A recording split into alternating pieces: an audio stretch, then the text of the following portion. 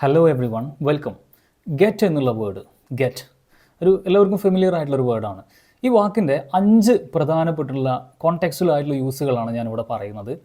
ഒന്നാമത്തെ ഒരു യൂസ് എന്ന് പറയുന്നത് നമുക്കൊരു കാര്യം കിട്ടുക, അല്ലേ, നമുക്ക് ലഭിക്കുക എന്ന് പറയില്ലേ, റിസീവ് ഓർ ഒബ്റ്റെയിൻ എന്നുള്ള അർത്ഥത്തിൽ നമ്മൾ ഗെറ്റ് ഉപയോഗിക്കും. ഞാനത് എക്സാമ്പിൾ സഹിതം പറയാം. I got A letter yesterday. എന്താണ്, എനിക്ക് ഇന്നലെ ഒരു ലെറ്റർ കിട്ടി, അല്ലെങ്കിൽ ഒരു ലെറ്റർ ഞാൻ നല്ല റിസീവ് ചെയ്തു. അപ്പോൾ ഇവിടെ റിസീവ് ചെയ്യുക എന്നുള്ള അർത്ഥത്തിലാണ് നമ്മൾ ഗെറ്റ് എന്നുള്ളത് ഉപയോഗിക്കുന്നത്. ഓക്കെ, ഗെറ്റ് എന്നുള്ളതിൻ്റെ 3 ഫോമുകൾ അറിയണം: ഗെറ്റ്, ഗോട്ട്, കേട്ടോ. അപ്പോൾ ഇത് മനസ്സിലാക്കി വെക്കുക, അതൊരു വേർബാണ്. We got a lot of support from our family. ഇവിടെ എന്താണ്, ഗെറ്റ് എന്നുള്ളതിൻ്റെ സെക്കൻഡ് ഫോമാണ് ഉപയോഗിച്ചിട്ടുള്ളത്, ഗോട്ടാണ് ഉപയോഗിച്ചത്. ഞങ്ങൾക്ക് ഞങ്ങളുടെ കുടുംബത്തിൽ നിന്ന് നല്ല സപ്പോർട്ട് കിട്ടി, ലഭിച്ചു, അല്ലേ. വേറൊരു use: she got a job last week. അവൾക്ക് കഴിഞ്ഞ ആഴ്ച ഒരു ജോലി ലഭിച്ചു, ജോലി കിട്ടി. അപ്പോൾ ഒന്നാമത്തെ യൂസ് എന്താണ്, നമുക്ക് ലഭിക്കുക, കിട്ടുക എന്നുള്ള അർത്ഥത്തിൽ നമ്മൾ എന്ത് ഉപയോഗിക്കും, ഗെറ്റ് ഉപയോഗിക്കും. അതിൻ്റെ പാസ്റ്റ് ഫോമുകളും വരും: ഗെറ്റ്, ഗോട്ട്. ഒന്നാമത്തെ യൂസ് നിങ്ങൾക്ക് മനസ്സിലായിട്ടുണ്ടാവും എന്ന് കരുതുന്നു. ഇനി ഇതിൻ്റെ രണ്ടാമത്തെ യൂസ് എന്ന് പറയുന്നത് നമ്മൾ വാങ്ങിക്കുക, ബൈ എന്നുള്ള അർത്ഥത്തിൽ, ടു ബൈ, വാങ്ങിക്കുക എന്നുള്ള അർത്ഥത്തിൽ നമ്മൾ എന്ത് ഉപയോഗിക്കും, ഗെറ്റ് ഉപയോഗിക്കും. സിമ്പിൾ നിങ്ങൾ പറയണം: go and get some vegetables എന്ന് പറയാണ്. Go and get some vegetables. അവിടെ ഗെറ്റിന് അർത്ഥം എന്താണ്, വാങ്ങിക്കുക എന്നുള്ള അർത്ഥമാണ്, ബൈ എന്നുള്ള അർത്ഥമാണ്. You understand? I got A new dress for the wedding. എന്താ അങ്ങനെ പറഞ്ഞാൽ, ഞാനൊരു കല്യാണത്തിന് പുതിയ ഡ്രസ്സ് വാങ്ങിച്ചു. അവിടെ ഗോട്ട് എന്നുള്ള അർത്ഥത്തിലാണ് പാസ്റ്റ് ഫോമിൽ ഉപയോഗിച്ചിട്ടുള്ളത്, അല്ലേ. So I got A new dress for the wedding. കല്യാണത്തിന് ഞാൻ പുതിയ ഡ്രസ്സ് വാങ്ങിച്ചു. അവിടെ വാങ്ങിക്കുക എന്നുള്ള അർത്ഥത്തിലാണ്, ബൈ എന്നുള്ള അർത്ഥത്തിലാണ്. അപ്പോൾ ശ്രദ്ധിക്കുക, ഗെറ്റ് എന്നുള്ളതിൻ്റെ രണ്ടാമത്തെ യൂസ് എന്ന് പറയുന്നത് എന്താണ്, വാങ്ങിക്കുക എന്നുള്ള അർത്ഥത്തിൽ നമ്മൾ ഉപയോഗിക്കും. ഒന്നാമത്തെ നമ്മൾ എന്താ പറഞ്ഞത്, റിസീവ് ചെയ്യുക, അല്ലേ. ഒരു കാര്യം റിസീവ് ചെയ്യുക എന്നുള്ള അർത്ഥത്തിൽ, ലഭിച്ചു എന്നുള്ള അർത്ഥത്തിൽ നമ്മൾ എന്ത് പറയും, ഗെറ്റ് ഉപയോഗിക്കും. ഇനി നമുക്കതിൻ്റെ മൂന്നാമത്തെ യൂസ് നോക്കാം. ഇനി ഒരു മാറ്റം, ഇപ്പോൾ ഉള്ളൊരു സാഹചര്യത്തിൽ നിന്ന് മാറി മറ്റൊരു സാഹചര്യത്തിലേക്ക്, ഒരു ചേഞ്ചിങ് കണ്ടീഷൻ എന്ന് നമ്മൾ പറയും. ഒരു ചേഞ്ചിങ് കണ്ടീഷനെ കുറിച്ച് പറയാൻ നമ്മൾ എന്ത് ഉപയോഗിക്കും, ഗെറ്റ് ഉപയോഗിക്കും. അതിൽ നമ്മൾ ING ഒക്കെ ഉപയോഗിച്ച് പറയാറുണ്ട്, അതായത് ഗെറ്റിംഗ് എന്നുള്ള യൂസ് വെച്ചിട്ട് പറയാറുണ്ട്. ഇപ്പോൾ യു ആർ ഗെറ്റിംഗ് ഫാറ്റ്. അപ്പോൾ അവിടെ ഗെറ്റ് എന്നുള്ളതിന് ഒരു മാറുന്ന അതായത് തടിയില്ലാത്തൊരവസ്ഥയിൽ നിന്ന് തടി ഉള്ളൊരവസ്ഥയിലേക്ക് മാറുന്ന ഒരു നേച്ചറിനെ കുറിച്ചിട്ടാണ് അവിടെ പറയുന്നത്.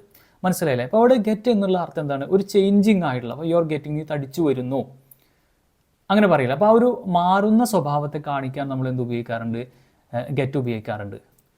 It's getting cold outside. നിങ്ങൾ അങ്ങനെ കേട്ടിട്ടുണ്ടായിരിക്കും, it's getting cold outside. അപ്പോൾ അവിടെ തണുപ്പ് കൂടി വരിക, അല്ലേ. തണുപ്പ് കുറഞ്ഞ അവസ്ഥയിൽ നിന്ന് തണുപ്പ് കൂടി വരിക. അപ്പോൾ അങ്ങനെ ഒരു മാറുന്ന ഒരു സാഹചര്യത്തെ കാണിക്കാൻ നമ്മൾ എന്ത് ഉപയോഗിക്കും, ഗെറ്റ് ഉപയോഗിക്കും. She got tired after walking. ഇവിടെ നിങ്ങൾ നോക്കൂ, ഇപ്പോൾ നടത്തത്തിന് മുൻപുള്ളൊരവസ്ഥയല്ല നടത്തത്തിന് ശേഷം ഉണ്ടായിരുന്നത്. അപ്പോൾ എന്താണ് അവിടെ, ഗോട്ട് ടയേർഡ്, അല്ലേ.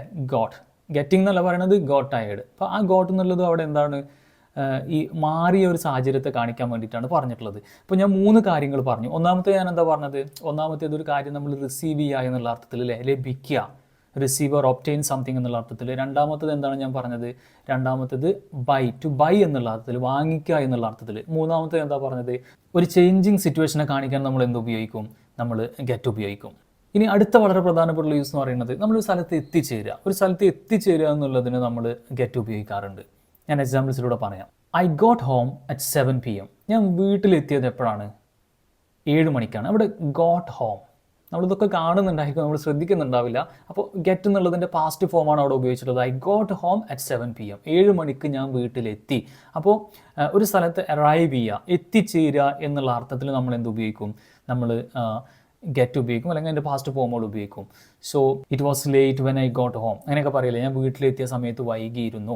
അപ്പോൾ എത്തുക എന്നുള്ള അർത്ഥത്തിൽ, റീച്ച് എന്നുള്ള അർത്ഥത്തിൽ നമ്മൾ ഗെറ്റ് ഉപയോഗിക്കും. ഞാൻ 1-2 എക്സാമ്പിൾസും കൂടി പറയാം.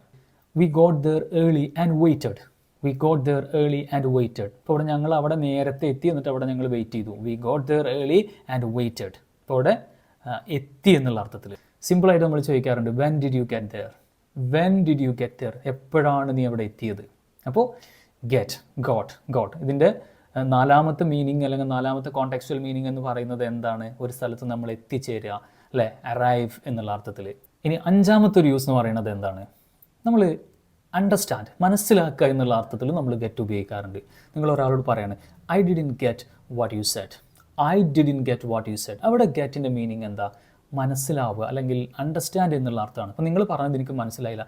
I didn't get what you said. നിങ്ങൾ പറഞ്ഞതെനിക്ക് മനസ്സിലായില്ല. നിങ്ങൾ പറഞ്ഞതെനിക്ക് മനസ്സിലായില്ല. അപ്പോൾ ഗെറ്റിൻ്റെ അർത്ഥം എന്താണ് അവിടെ? അണ്ടർസ്റ്റാൻഡ് എന്നുള്ള അർത്ഥത്തിലാണ്. Oh, now I get it, now I get it എന്താണ് പറഞ്ഞാൽ ഇപ്പോൾ എനിക്കത് മനസ്സിലാകുന്നുണ്ട്. അപ്പോൾ അവിടെ ഗെറ്റ് മനസ്സിലാവുക എന്നുള്ള അർത്ഥത്തിൽ, അല്ലെങ്കിൽ നൗ ഐ ഗോട്ട് ഇറ്റ് ഇപ്പോൾ എനിക്കത് മനസ്സിലായി എന്നുള്ള അർത്ഥത്തിൽ. He talks too fast, I can't get him.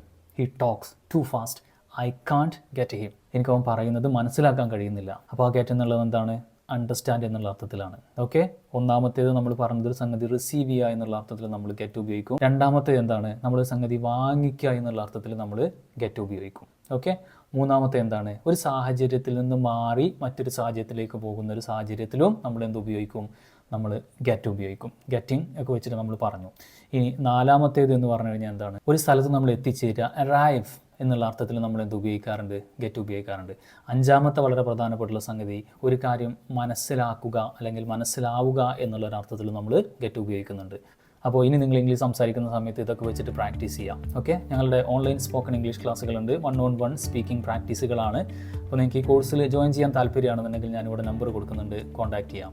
Okay, so നിങ്ങൾക്കത് മനസ്സിലായിട്ടുണ്ടാവുമെന്ന് കരുതുന്നു. മറ്റെന്തെങ്കിലും സംശയങ്ങൾ ഉണ്ടെന്നുണ്ടെങ്കിൽ ഇവിടെ കമൻറ്റ് ബോക്സിൽ ചോദിക്കാം കേട്ടോ. I'll be back again soon with another useful class. Till then, bye bye everyone.